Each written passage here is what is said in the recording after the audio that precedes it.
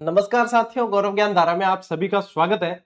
आज की ये जो क्लास है राजस्थान अध्ययन की कक्षा 10 की अध्याय 6 को अपन शुरू कर रहे हैं, जो स्पेशली आप लोगों के रहने वाला है स्थापत्य और शिल्प से संबंधित। स्थापत्य और शिल्प की बात करें तो ये आप लोगों के रहेगा प्रमुख दुर्ग से संबंधित रहेगा, क्योंकि स्थापत्य कला के अंदर सबसे महत्वपूर्ण पार्ट होता है दुर्ग। और दुर्ग से ऐसे ऐसे छोटे छोटे प्रश्न आजकल बनाए जा रहे हैं कि हम सोचते हैं कि ये प्रश्न कहां से बना है, तो वो आरबीएससी की पुस्तकों से बनता है। अब इसको नोट्स मेकिंग पैटर्न से बहुत अच्छी तरीके से अपन याद कर लेंगे। फिर से अपने ये वीक शुरू हो चुका है और इस सप्ताह की ये पहली क्लास है जो आप लोगों के लिए लेकर आ गया हूं मैं। कल एक मैराथन क्लास दी थी आप लोगों के लिए, सेकंड ग्रेड राजस्थान ज्योग्राफी से संबंधित। तकरीबन उसमें 115 प्रश्न करवाए थे। एक 100 सवा 100 प्रश्न की एक और क्लास दूंगा ऐसी ही सेशन। तो राजस्थान ज्योग्राफी का आप लोगों के उसमें कंप्लीट रिवीजन हो जाएगा। ठीक है, तो आज की इस क्लास को अब साथियों शुरू करते हैं। चलिए, कौन मैसेज कर रहा है? ठीक है, ओके। देखो, राजस्थान, अब ये जो आज की क्लास है, यदि आप इस चैप्टर को आरबीएससी की मूल पुस्तक कक्षा 10 की उससे पढ़ते हो तो पूरा पैराग्राफ वाइज दे रखा है। कोई नोट्स मतलब समझ में नहीं आते, नोट्स कैसे बनाए, इसमें क्या चीजें हैं, उसको बेहतरीन तरीके से समझने के लिए ये बेटर वे है। यदि आप अपन डायरेक्ट पढ़ते तो उसको स्किप कर देते हैं कि इसमें से सवाल थोड़ी बनेंगे, लेकिन इस क्लास को देखोगे तो पता चलेगा कि इसमें से कौन कौन से सवाल बन सकते हैं, वो अपने को सारे के सारे कवर कर लेने हैं। सबसे पहले देखो, जो इसमें जिक्र हो रखा है कि प्रमुख पुरातात्विक केंद्र, जैसे कि हनुमानगढ़ के अंदर क्या है, कालीबंगा। और चौथी वैसे देखा जाए तो चौथी है बीकानेर के अंदर। इसमें साथ में दे रखा है लेकिन बीकानेर के अंदर है, जिसे कालीबंगा प्रथम के नाम से भी जाना जाता है। ऋग्वैदिक काल से पूर्व सरस्वती दृष्टद्युति नदियों के किनारे उच्च स्तरीय नगर योजना थी। यदि हम देखें कि कालीबंगा जो सभ्यता है वो हड़प्पा सभ्यता स्थल है, यानी कि यहाँ पे नगरीय सभ्यता के अवशेष देखने को मिलते हैं। ये पता चलता है कि यहाँ पे नगरीय सभ्यता थी और सुनियोजित तरीके से बसी हुई नगरीय सभ्यता के अवशेष देखने को मिलते हैं। ईंटों के मकान, सड़कें, नालियां, गोल कुएं और वेदियां, जो है वेदियां यानी हवन कुंड, ठीक है, गोल कुएं देखने को मिलेंगे, हवन कुंड देखने को मिलेंगे। यहाँ क्या देखने को मिलते हैं? हवन कुंड देखने को मिलते हैं। तो इससे ये पता चलता है। अच्छा बताओ, कालीबंगा सभ्यता की खोज किसने की? क्योंकि ये चीज मैं पढ़ा चुका हूं। तो कालीबंगा सभ्यता की खोज किसने की है? अमलानंद घोष ने। किसने की है? अमलानंद घोष ने की है। और कब की है बेटा जी? ये 1952 के अंदर इसकी खोज की गई है। ठीक है, देखो दक्षिण पश्चिमी राजस्थान की यदि बात करें तो आहड़ और गिलुंड ताम्रकालीन सभ्यताएं हैं, लेकिन बहुत महत्वपूर्ण है। लेकिन यहां पे फिर आ जाएगी ग्रामीण संस्कृति की महक, क्योंकि आहड़ सभ्यता कैसी है? ग्रामीण संस्कृति है। आहड़ कहाँ है? आप लोगों के उदयपुर के अंदर है। बनास नदी के जो सभ्यता स्थल है वो सारे के सारे आहड़ गिलुंड वगैरह ये है। ठीक है, ये ध्यान रखना है। गिलुंड राजसमंद के अंदर है, आहड़ उदयपुर के अंदर है। समृद्ध मकान देखने को मिलते हैं। यहाँ भी खिड़कियां, दरवाजे, बरामदे और खुले चौक मिले हैं। अनाज पीसने के पत्थर और तांबे की चद्दरें कृषि प्रधान व्यवसाय बस्तियों की ओर संकेत करती है। अब अनाज पीसने के यानी कि इनका जो है क्या रहा होगा यहाँ पे? ये रहा होगा कृषि। इनके क्या रहा होगा? कृषि जो है इनका यहाँ पे व्यवसाय रहा होगा। कृषि रहा, प्लस क्या रहा? पशुपालन रहा। प्लस क्या रहा? पशुपालन भी रहा है। तो ये भी ध्यान रखना है आपको। तांबे की चद्दरें देखने को मिली है, तो इससे क्या पता चलता है कि ये ताम्रकालीन सभ्यता थी। इससे क्या पता चलता है? ये ताम्रकालीन सभ्यता थी, ये भी पता चलता है। अब देखो, पौराणिक और सांस्कृतिक केंद्र देखें तो पुष्कर रहा है, मरुधन्व, जांगल, ये सारे के सारे अपन जो अपन जनपद वगैरह पढ़ते हैं उसके अंदर भी पढ़ते हैं। मत्स्य रहा है, साल व मरु कांतार, ये यहाँ पे जो है अपने को देखने को मिलते हैं, सांस्कृतिक और पौराणिक केंद्र के रूप में देखने को मिलते हैं। इस तरीके से अपन जो पढ़ रहे हैं तो चीजें क्या है, दिमाग में जल्दी बैठती है, याद जल्दी से हो जाती है। ठीक है, हेयर स्टाइल की तरफ नहीं जाए, क्लास की तरफ ही रहे, क्योंकि ये चीजें चलती रहेगी। ठीक है, क्लास का पैटर्न चेंज हुआ है तो देखो, बदलाव प्रकृति का नियम होता है। ठीक है, अपने आप में जो है हमेशा कुछ ना कुछ बदलाव करते रहना चाहिए। और कॉलेज टाइम को नहीं, कॉलेज टाइम में तो मैं दाढ़ी और मूछा में भी कई जो है कर देता। अब क्या मास्टर बन गया तो ठीक है, बाला में क्या है, बाल तो ऊंचा ही तो करिया खाली बस है। लो, स्क्रीनशॉट लो।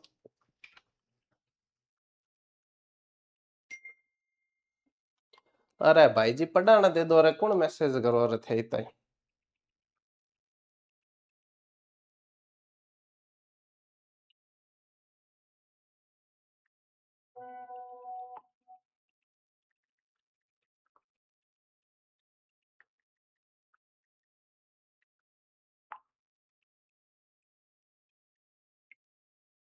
2 मिनट चालू रखें क्लास।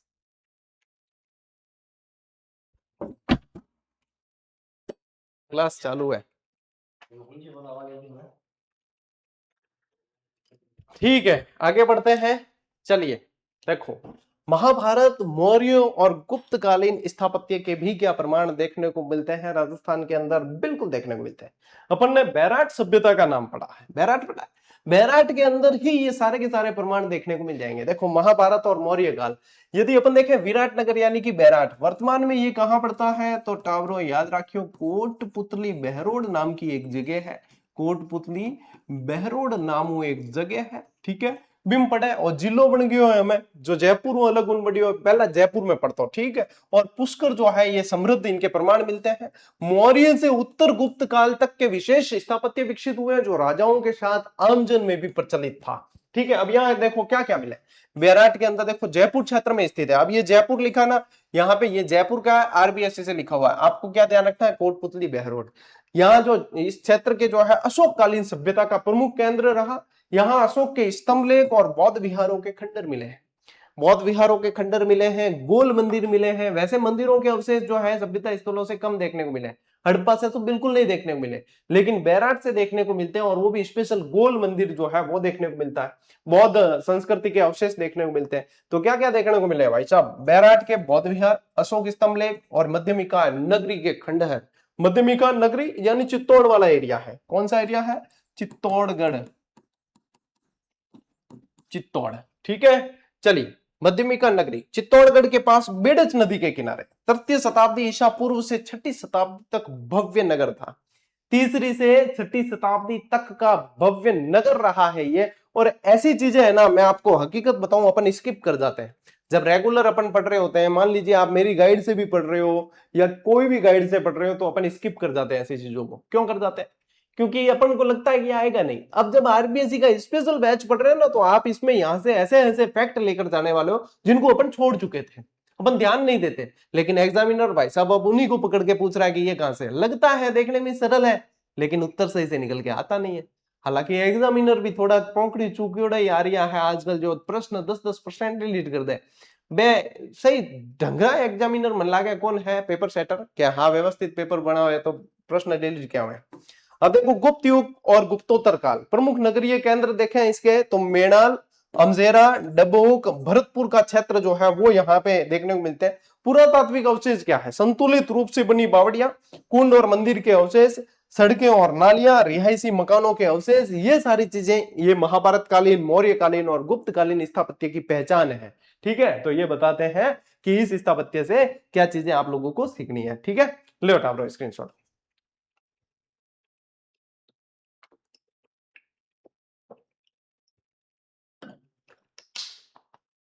अब देखिए, 7वीं से 13वीं सदी का काल, 7वीं से 13वीं सदी का काल। अब यहां पे भाई साहब ये मोस्ट इंपॉर्टेंट चीज है आप लोगों के, 7वीं से 13वीं सदी कर देते हैं इसको। ठीक है, सदी का काल। ठीक है, चलिए, सही नहीं हुआ, चलो पाछो लिखो, इसको थोड़ा सा व्यवस्थित लिखते हैं वापस, एरर है।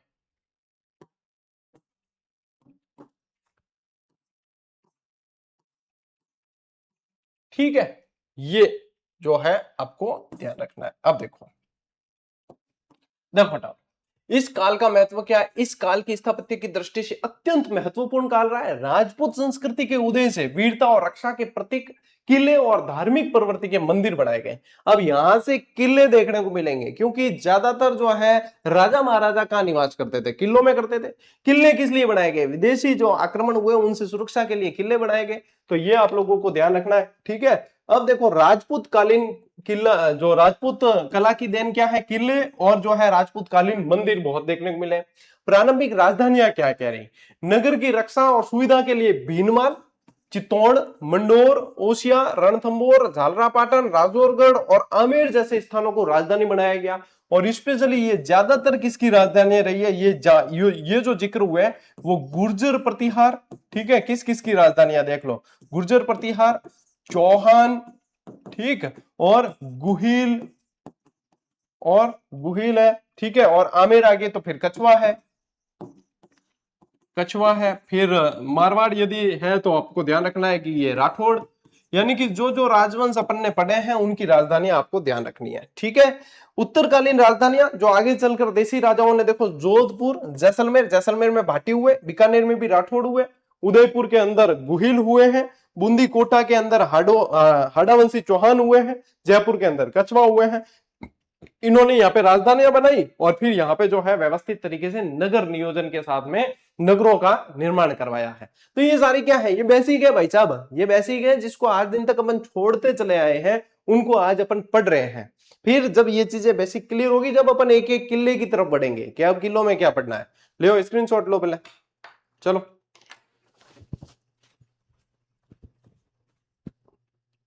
स्क्रीनशॉट लो, फिर आगे बढ़ते हैं, ठीक है।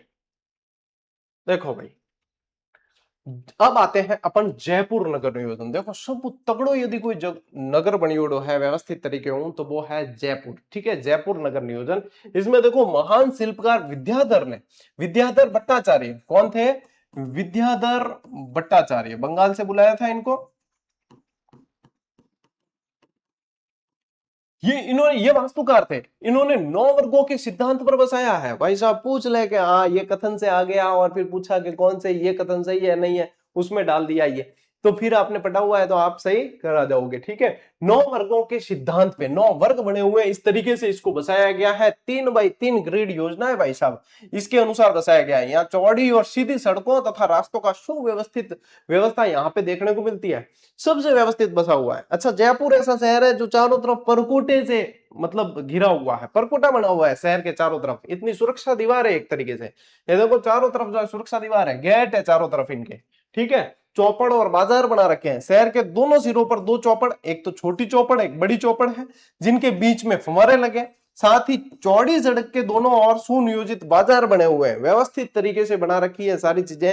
इसीलिए कहा जाता है कि जयपुर बहुत व्यवस्थित तरीके से बसाया हुआ है। 1727 में इस बसावट के साथ में पूरे शहर को बसाया गया। आज अपन जो है घर का नक्शा बनाने में अपन को छींके आ जाती है, उस समय पूरे शहर का नक्शा इतना तगड़े तरीके से बनाया गया था। निकास द्वार देखिए, निकास द्वार गेट, शहर से बाजार निकलने के लिए Suraj Pol, Chand Pol, Ghat gate, Sanganeri gate, Ajmeri gate, Zorawar Singh gate, ये सारे गेट बने हुए हैं। ये सारे क्या बने हुए हैं, ये गेट बने हुए हैं सारे के सारे, ये क्या है, गेट बन रखे हैं। अब आप जो जो जयपुर रहते हैं उन सबको पता है, ठीक है। एड्रेस ही वहीं के ये दिए जाते हैं, सांगानेरी गेट पे आ जाओ, जालोरी गेट पे आ जाओ, इस तरीके से जो है एड्रेस दिया जाता। जालोरी गेट तो अपने जोधपुर के अंदर है, ठीक है ना। हाँ, ये यहाँ पे ये है अजमेरी गेट, चांद पोल, सूरज पोल, ये सब पड़ते हैं। स्क्रीनशॉट लो, आगे बढ़े। देखो जयपुर की नींव कब पड़ी है भाई साहब, जयपुर की जो नींव है, सवाई जय सिंह का सपना था कि मैं ऐसा शहर बसाऊंगा, तो उनके अनुसार, इनके अनुसार जो है यहाँ पे ध्यान रखना है, नवंबर 1727 में राजगुरु पंडित जगन्नाथ सम्राट द्वारा नींव रखी गई। देखो नक्शा किसने बनाया, अभी अपन ने पढ़ा विद्याधर भट्टाचार्य ने, ये इनके गुरु थे, सवाई जय सिंह के गुरु थे, तो इनके द्वारा नींव रखाई गई है पंडित जगन्नाथ सम्राट द्वारा। और पूरी डिटेल भाई साहब आरबीएससी पे आधारित है, तो कोई डाउट नहीं इस पे, ठीक है। इसके स्थापत्य ने आगे चलकर पूरे राजस्थान के नगर नियोजन को प्रभावित किया है। सवाई जय सिंह ने नींव कब रखी है, 1727, और कोई शहर इस तरीके से भी बसाया जा सकता है, ये इन्होंने साबित कर दिया। फिर आगे धीरे धीरे और बसे हैं, जैसलमेर बसा, अजमेर बसा, 12वीं सदी, ये इनसे पहले बसे हैं जैसलमेर और अजमेर। 12वीं सदी में जैसलमेर का निर्माण जंगल की निकटता और पानी की सुविधा देखकर जनजीवन के व्यापारिक समृद्धि के लिए किया। और चौहान काल में अजमेर की गिनती समृद्ध नगरों में की जाती थी। पृथ्वीराज चौहान जो है पृथ्वीराज विजय के अंदर इसकी तुलना इंद्रपुरी से की गई है। और यह प्रश्न एक बार बना भी है, पृथ्वीराज विजय किसकी रचना है, जयानक की रचना है। ये किसकी रचना है, पृथ्वीराज विजय, पृथ्वीराज विजय जो है जयानक पंडित, किसकी रचना है, जयानक पंडित की रचना है भाई साहब, ध्यान रखना, ठीक है। तो ये अभी क्या पढ़ रहे हैं अपन, सारे के सारे कि किस तरीके से जो है ये बसाए गए हैं, इन शहरों को कैसे बसाया गया है, स्थापत्य का क्या रोल रहा है, ये सारी चीजें अपन पढ़ रहे हैं, ठीक है। समझ में आ रही बात, ठीक है भाई साहब, लीजिए स्क्रीनशॉट।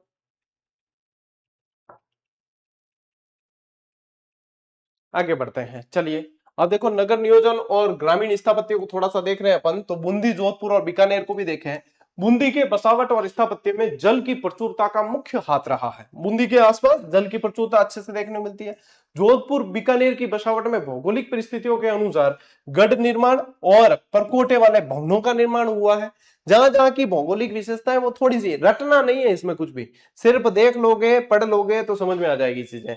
बीकानेर का व्यापारिक ढांचा देखो, समतल भूमि पर लोगों के पैसे यानी कि व्यवसाय के अनुसार नगर के भाग बांटे गए हैं। हाटों और बाजारों को व्यापारिक सुविधा के अनुकूल तैयार किया गया है। ठीक है। उदयपुर के अंदर क्या देखेंगे, झील देखेंगे, झीलों की नगरी कहा जाता है। घाटियों के अनुकूल भौगोलिक स्थिति देखकर पैसे के अनुसार जो है अलग अलग मोहल्लों में विभाजित कर दिया है। जैसे घाटियों के अनुसार जो है बसावट कर दिया, अलग अलग मोहल्ले बना दिए गए। रटने लायक कुछ नहीं है, सिर्फ पढ़ लो ताकि ये रहे कि हाँ हमने ये चीजें पढ़ ली है, हम कुछ भी जो है एक भी शब्द हम छोड़ नहीं रहे कुल मिला के, ये ध्यान रखना है। फिर जैसे जैसे किल्लों की तरफ बढ़ेंगे तब आनंद जो है और दुगना हो जाएगा। अभी ये जो है ये आप उस पुस्तक से पढ़ के देखना, बोरिंग लगता है, अपन छोड़ देते हैं, स्किप करते हैं, लेकिन यहाँ पे जो है चीजें समझ में आ जाएगी। लीजिए स्क्रीनशॉट। देखो, अब पहाड़ी और आदिवासी गांव कैसे बसते हैं। नगरों से भिन्न ग्रामीण स्थापत्य में पहाड़ी इलाके जैसे कि केलवाड़ा, सराड़ा, ये जो है पहाड़ी ढालों पे बसाए जाते हैं, उस ऊंचाई पे बसे हुए हैं। देखो पहाड़ों पे किस तरीके से बसाएंगे, ऊंचाई पे, यहाँ पे जाओगे आप तो यूं पहाड़ों पे बने हुए झोपड़ियां घर वगैरह दिखेंगे। पहाड़ों और घने जंगलों में आदिवासियों की बस्तियां छोटी टोकरियों पर दो चार झोपड़ियों के रूप में देखने को मिलती है, छोटी छोटी टेकरियां बनी हुई है वहां पे। रेगिस्तान में कैसे बसाएंगे, मरुस्थलीय गांवों में पानी की सुविधा देखकर बसाया जाता है। इसी कारण बीकानेर और जैसलमेर के गांवों के नाम के आगे सर लगा दिया जाता है। सर का मतलब क्या होता है, सर का मतलब होता है तालाब, सर का मतलब सरोवर। ठीक है, सरोवर या तालाब होता है। तो जहां पे ये सर देखने को मिलता है वहीं पे आसपास बस्ती बच जाती है, तो इसीलिए सर हो जाता है उसका नाम। ठीक है, जैसे बिदासर, जैतसर, उदासर, ये सारे। तो वहां पे जहां पानी की व्यवस्था देखने को मिलती है वहीं पे ये गांव बसाए जाते हैं। अच्छा, सभ्यता स्थल भी देखोगे तो कहां विकसित होते हैं, नदियों के किनारे क्यों होते हैं, क्योंकि जहां पे पानी मिल जाएगा वहां पे सारी चीजें हो जाएगी, फसल हो जाएगी, जानवर भी पानी पीने आएंगे तो शिकार के लिए जानवर आ जाएंगे। मतलब समृद्ध यदि होना है तो पानी जरूरी है भाई साहब। ठीक है, ले स्क्रीनशॉट। राजस्थान का दुर्ग विन्यास। अब जो है अपन चलते हैं दुर्ग और शिल्प की तरफ, किले की तरफ। ठीक है, प्राचीन परंपरा और स्थिति देखिए। राजस्थान के हर जनपद या अंचल में छोटे बड़े दुर्ग, गढ़, गड्डी मिलते हैं। प्राचीन काल से ही देखने को मिलते हैं अपने को। शुक्र नीति के और राष्ट्रीय स्थान क्या है, शुक्र नीति के अनुसार राज्य के 7 अंग माने गए हैं, जिनमें दुर्ग भी एक अंग है। ठीक है, राजा, जनपद, दुर्ग, दंड, मित्र, कोष, इस तरीके से 7 अंग है जिनके अंदर दुर्ग भी है। पूरे देश में महाराष्ट्र और मध्य प्रदेश के बाद राजस्थान में सर्वाधिक गढ़ है। सबसे ज्यादा कहां है, महाराष्ट्र के अंदर है। मराठों ने बहुत दुर्ग बनाए हैं, उसके बाद मध्य प्रदेश में देखने को मिलते हैं, और उसके बाद में राजस्थान में सबसे ज्यादा दुर्ग देखने को मिलते हैं। राजाओं और सामंतों ने अपने निवास, सुरक्षा और युद्ध सामग्री संग्रहण के लिए, आक्रमण के समय अपनी प्रजा को सुरक्षित रखने के लिए, पशुधन बचाने के लिए, संपत्ति को बनाए रखने के लिए इनका निर्माण करवाया। किस लिए, निवास के लिए, सुरक्षा के लिए, युद्ध सामग्री के संग्रहण के लिए, प्रजा की सुरक्षा के लिए, पशुधन को बचाने के लिए और संपत्ति को छिपाने के लिए। ये मुख्य उद्देश्य रहे हैं किलों को बनाने के लिए। चलिए स्क्रीनशॉट लो, आगे बढ़ते हैं। अब देखो, दुर्ग के अंदर यदि क्रमिक विकास देखें शिल्प का, तो राजस्थान में दुर्ग स्थापत्य का पहला उदाहरण कहां देखने को मिलता है, कालीबंगा की खुदाई में। कालीबंगा की खुदाई में देखने को मिलते हैं। फिर मौर्यकालीन दुर्ग के अवशेष भी देखने को मिलते हैं। इसके बाद मौर्य, गुप्त और परवर्ती युग में दुर्गों के जो है निश्चित आधार दिखाई देते हैं। ठीक है, परवर्तीकालीन दुर्ग के अवशेष भी देखने को मिलते हैं। धार्मिक और जल विन्यास देखिए इसके अंदर, परवर्ती काल में दुर्ग निर्माण के अंदर मंदिरों और जलाशयों के निर्माण को विशेष प्रधानता दी गई। अच्छा, चित्तौड़गढ़ के किले को उठा के देख लो, अंदर जलाशय, मंदिर सब कुछ देखने को मिलेगा। कोई भी देख लो आप, किले जो भी उठा के देखोगे अंदर मंदिर जरूर देखने को मिलेंगे। अच्छा, चित्तौड़गढ़ और जैसलमेर तो ऐसे दुर्ग है जिनके अंदर वो लोग रहते हैं, है ना, लिविंग फोर्ट है वो तो। चित्तौड़गढ़ किले की क्षमता है 50,000 से अधिक लोग रह सकते हैं। दूसरा लिविंग फोर्ट जैसलमेर है। अपन अंदर किले के अंदर घूमते हैं, अपन को लगता ही नहीं अपन किले में घूम रहे हैं, अपन को लगता है ये गांव है, बस्ती है। ठीक है, जबकि वो है वो किला। तो ये विशेषता रही है। राजपूतकालीन प्रमुख दुर्ग देखेंगे तो इसके अंदर जो है दुर्गों में भाटियों का सोनारगढ़ किला, अजयराज चौहान का गढ़ बीठली तारागढ़ और महाराणा कुंभा का कुंभलगढ़ दुर्ग विशेष उल्लेखनीय है। लेकिन भाई साहब ये कुछ भी नहीं है, सारे के सारे दुर्ग जो है वो सारे विशेष अपनी पहचान रखते हैं। और दुर्ग मैं कई बार पढ़ा चुका हूं, अब आरबीएससी के अनुसार अपन अभी पढ़ रहे हैं। ठीक है, आरबीएससी के अनुसार अभी पढ़ रहे हैं। चलिए स्क्रीनशॉट लो।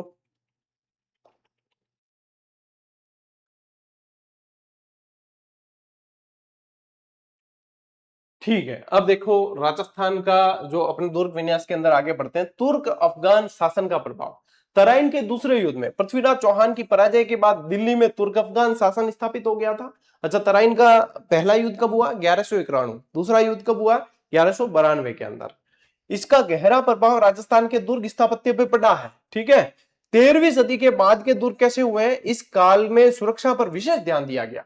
दुर्ग अब ऊंची, चौरस यानी समतल शीर्ष वाली पहाड़ियों पर बनाने लगे, जहां खेती योग्य भूमि और सिंचाई के साधनों का उचित जो है प्रबंध हो। ठीक है, कि चौरस पहाड़ी होगी तो क्या है, ज्यादा जगह पे बनेगा तो वहां अंदर ही खेती की जा सके, जलाशय बना दिए जाते ताकि पानी की पूर्ति हो जाए। तो इन चीजों को ध्यान में रखा गया। ठीक है, प्राचीन दुर्गों, अब ये पूछ भी सकते हैं ना कि भाई 13वीं शताब्दी के दुर्गों की ये विशेषता रही, ये आ सकता है अंडरलाइन।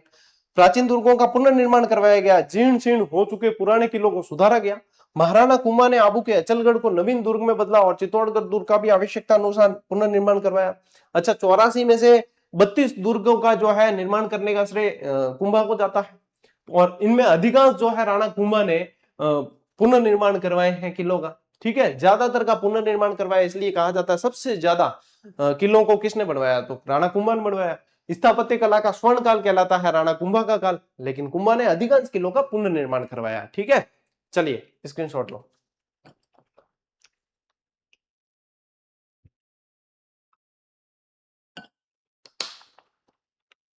देखो, मुगल काल में मैदानी दुर्ग बने हैं।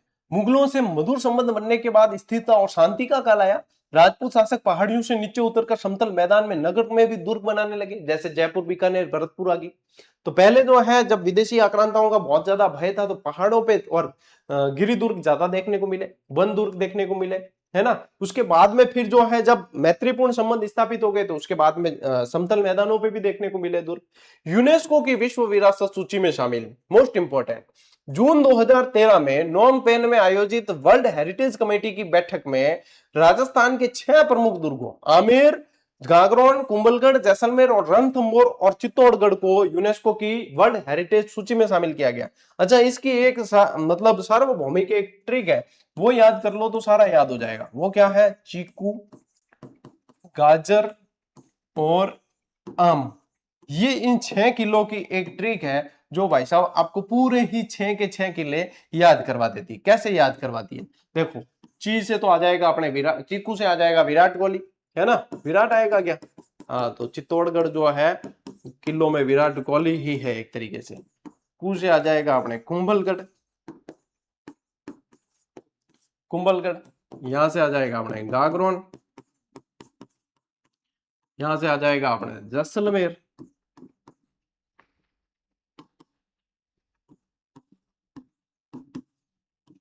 यहां से आ जाएगा अपने रणथंभौर,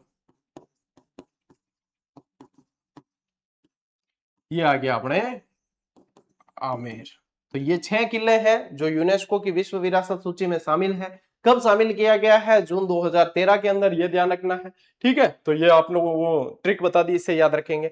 अब देखो, दुर्गों की पारंपरिक विशेषताएं क्या क्या रही है। किलों के अंदर प्राचीन ग्रंथों के मिले साक्ष्य के अनुसार सुदृढ़ प्राचीर हुआ करती थी। देखो, सुदृढ़ प्राचीर होती थी, यानी कि मजबूत दीवारें होती थी। अभेद्य बुर्ज होते थे, ठीक है, गहरी खाई भी बनाते थे जिनको पारिक दुर्ग कहा जाता था। अंदर महल होते थे, इनके राजप्रासाद बनाए जाते थे, जलाशय होते थे, है ना, कुंड बने होते थे, सुरंगें होती थी, गुप्त सुरंगें, सिले खाना यानी शस्त्रागार होते थे, सैनिकों के आवास गृह होते थे, और मतलब ये जो पालतू पशु वगैरह जो रखते थे, जैसे घोड़ों के अस्तबल वगैरह, ये होते थे। बहुत सारी चीजें होती थी इसके अंदर। ये एक नमूना है आप लोगों के सामने कि इस तरीके से व्यवस्था होती थी। गुप्त प्रवेश द्वार वगैरह सब ये चीजें इसके अंदर होती थी, ये विशेषताएं रही है। ठीक है, ले स्क्रीनशॉट। अब देखिए, ये तो पढ़ लिया। दुर्गों का वर्गीकरण पढ़ लेते हैं। दुर्गों का वर्गीकरण पढ़ लेते हैं। मुख्य रूप से दुर्गों को 9 भागों में बांटा गया है। 9 भागों के अंदर बांटा, और इनसे प्रश्न बनता है। अब यहां से आप लोगों के ज्यादा जो संभावना है प्रश्न बनने की, वो वाले आ गए हैं। ठीक है, इनसे बहुत सारे प्रश्न बनते हैं कि कौन सी श्रेणी का ये दुर्ग है, कौन सी श्रेणी का नहीं है। तो देखो, सबसे पहले ध्यान रखना, औद्योगिक दुर्ग। औद्योगिक दुर्ग का मतलब होता है जल दुर्ग। इसका मतलब क्या होता है? जल दुर्ग, यानी कि इसके आसपास कोई ना कोई जलीय राशि होगी। या तो ये पानी के बीच में बना हुआ होगा, या इसके किनारे से नदियां बह रही होगी, या कहीं ना कहीं जलीय राशि इसके पास देखने को मिलेगी। तो जो विशाल जल राशि से घिरा हो, वो दुर्ग इसके अंदर आते हैं, जैसे कि गागरोन दुर्ग। अब गागरोन के आसपास कौन से हैं? काली सिंध और आहू नदी है। इसके पास में कौन सी है? एक तो काली सिंध नदी है और एक आहू नदी है। इन दोनों के संगम पे जो है ये गागरोन दुर्ग बसा हुआ है। गिरि दुर्ग यानी कि जो पर्वत पे बने होते हैं, जो किसी ऊंचे पर्वत पर स्थित हो। राजस्थान के अधिकांश दुर्ग इस श्रेणी के अंदर आते हैं, बहुत सारे आते हैं, जैसे कि कुंभलगढ़ इसके अंदर उदाहरण दे रखा है, जैसे कि सिवाना दुर्ग है वो भी इसके अंदर आता है। बहुत सारे दुर्ग आपको देखने को मिलेंगे जो गिरि दुर्ग की श्रेणी में आएंगे। धानवन दुर्ग, देखो ध से धानवन और ध से याद रखो धोरे होता है, ठीक है, यानी कि धोरों पर बने जो दुर्ग होते हैं, मरुभूमि पे जो बनते हैं, रेगिस्तान पे जो बनते हैं, वो धानवन दुर्ग की श्रेणी में आते हैं। इसमें आपके जैसलमेर भी आता है, इसमें बीकानेर भी आता है, एक तरीके से इसमें बीकानेर भी शामिल है। वन दुर्ग, वन से ही पता चल रहा है नाम से कि ये जंगल में बनते हैं। जो सघन बीहड़ वन में बना हो वो वन दुर्ग की श्रेणी में आते हैं, वो वन दुर्ग की श्रेणी में। इसमें सिवाना दुर्ग आता है। अब सिवाना गिरि दुर्ग की श्रेणी में भी आता है। तो यहाँ पे कई आएंगे मिश्रित, जो मिश्रित है यानी कि एक ही दुर्ग दो तीन श्रेणी में भी आ सकता है, ठीक है। ऐसा नहीं कि उसकी श्रेणी फिक्स हो गई, क्या अपार जो नहीं है कि भाई वो जनरल में तो जनरल में ही रही, ओबीसी में तो ओबीसी में ही जाइए, एससी में तो एससी में और एसटी में तो एसटी में, ऐसा नहीं है। यहाँ पे दुर्गों के अंदर है एक ही दुर्ग कई सारी श्रेणियों में आ सकता है। एरन दुर्ग, जिसके मार्ग में खाई, कांटों और पत्थरों के कारण दुर्गम हो जाते हो, वो एरन दुर्ग कहलाते हैं। और एरन दुर्ग को जो भी इसको भी बहुत अच्छा दुर्ग माना जाता है, क्योंकि ये क्या है, दुश्मन के पहुंचने के लिए रास्ते दुर्गम हो जाते हैं, जैसे चित्तौड़गढ़ और जालोर के दुर्ग उदाहरण है इसके। पारीख दुर्ग, पारीख में ख से याद रखो कि इसके चारों तरफ होती है खाई। क्या याद रखोगे? इसके चारों तरफ होती है खाई होती है, जिसके चारों तरफ बहुत बड़ी गहरी खाई हो वो होती है पारेख दुर्ग। उसमें क्या करते हैं, उसमें पानी भरा होता है, जहरीले जानवर छोड़ देते हैं अंदर, खूंखार जानवर, मगरमच्छ छोड़ दिए, सांप छोड़ दिए, तो फिर उनसे जो है डरता है इंसान और वहां पे हमला नहीं कर पाता। इनके उदाहरण है आपके भरतपुर दुर्ग है, ठीक है, बीकानेर का जूनागढ़ दुर्ग है, ये उदाहरण इसके बताए गए हैं। सैन्य दुर्ग, जिसमें युद्ध की व्यूह रचना के नहीं, पारिद दुर्ग, पहले ये पढ़ना आपने को, पारिद, पारिद, ध में याद रखना, द और ध पास पास होते हैं। ध से याद रखो दीवार, और ख से क्या याद रखा था? खाई। जिसके चारों ओर बड़ी बड़ी दीवारों का मजबूत परकोटा हो वह कहलाता है पारिद दुर्ग, ठीक है, वो क्या कहलाता है? पारिद दुर्ग कहलाता है। और पारिद दुर्ग में आप लोगों को ध्यान रखना है, पारिद दुर्ग के उदाहरण है भरतपुर, और ये इसके उदाहरण आप लोगों को जो है, ये तो अपने किसके उदाहरण पर? पारिख के। और भरतपुर दुर्ग जो है वो पारिद में भी आता है और पारिख में भी आता है, दोनों आते हैं। और पारीद में स्पेशल देखो, जैसे चित्तौड़गढ़ चारों तरफ परकोटा बना हुआ है, बीकानेर का किला है उसमें भी आप लोगों को परकोटा देखने मिला है, लेकिन स्पेशली मजबूत परकोटा विशेष रूप से देखना हो तो जैसलमेर का किला। जैसलमेर के किले के परकोटे को तो स्पेशल कमरकोट कहा जाता है। क्या कहते हैं? कमरकोट। तो चित्तौड़ और जैसलमेर इसके उदाहरण है, ठीक है। फिर सैन्य दुर्ग देखो, जिसमें युद्ध की व्यूह रचना में चतुर वीर सैनिक रहते हो, इसे सभी प्रकार से श्रेष्ठ माना जाता है। वैसे श्रेष्ठ के अंदर देखेंगे तो ये गिरि दुर्ग है वो श्रेष्ठ के अंदर आता है, लेकिन सभी तरीके से श्रेष्ठ कौन सा होगा? जिसके अंदर बहुत बढ़िया सेना भी हो। तो सैन्य दुर्ग को सभी प्रकार से श्रेष्ठ माना जाता है। जैसे कि इसके तो बहुत सारे उदाहरण हो सकते हैं, कुंभलगढ़ इसमें दे रखा है आरबीएससी में आपके, लेकिन बहुत सारे उदाहरण होते हैं। सेना जिसके अंदर मजबूत सेना है वो आ जाएगा इसके अंदर। फिर एक आता है 9वें नंबर पे सहाय दुर्ग, जिसमें सूरवीर एवं सदा अनुकूल रहने वाले बांधव यानी सगे संबंधी मित्र आदि निवास करते हैं, वो आता है सहाय दुर्ग के अंदर, जिसका उदाहरण बताया गया है आमेर दुर्ग। अब ये उदाहरण जो बताएं वो आरबीएससी की किताब के अनुसार बताएं, लेकिन इनके अनुसार जो है इनके अंदर और भी कैटेगरी के दुर्ग शामिल हो जाते हैं। अच्छा, मिश्रित श्रेणियों में कौन से आते हैं? कुछ दुर्ग एक से अधिक श्रेणियों में आते हैं, जैसे चित्तौड़गढ़ को गिरि, पारिक, पारित और एरन दुर्ग में रखा जाता है ना। ऐसे ही बहुत सारे दुर्ग हैं जो कई सारी श्रेणियों में आते हैं। तो ये चीजें अपन को ध्यान रखनी है कि एक ही श्रेणी के अंदर नहीं मान सकते, क्योंकि बच्चे छोरा कमेंट करते हैं गुरुजी आपने ये पारिक में बताया, ये तो उस श्रेणी में आता है। तो एक ही दुर्ग कई सारी श्रेणियों के अंदर आते हैं, ठीक है। स्क्रीनशॉट लो। चलो मैं ये यहां से हटा देता हूं ताकि आपके स्क्रीनशॉट क्लियर आता है एकदम।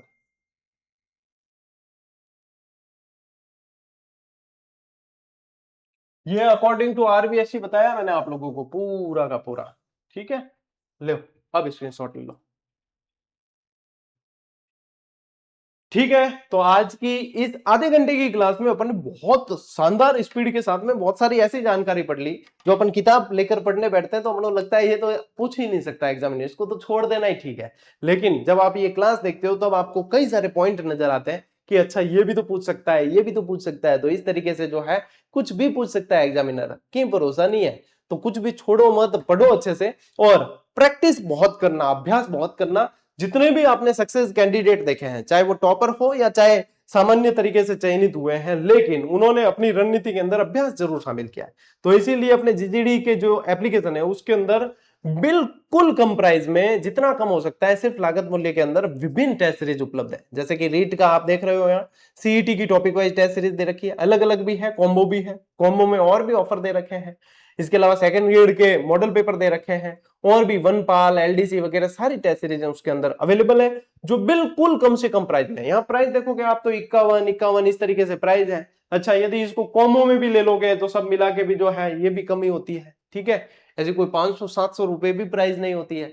तो इतनी कम प्राइस में हजारों प्रश्नों पे व्याख्या सहित यदि अभ्यास करने को मिल रहा है तो वो सिर्फ जीजीडी के रहते हुए ही मिल सकता है, क्योंकि कहते हैं कि जीजीडी है तो मुमकिन है। इसलिए अभ्यास जरूर करना और अपने आप को भीड़ से आगे रखना, तभी सिलेक्शन हो पाएगा, ठीक है। चलिए, आज की इस क्लास में साथियों इतना ही। अब मिलते हैं अपन अगली क्लास में, अगले सेशन में। तब तक के लिए राम राम, जय हिंद।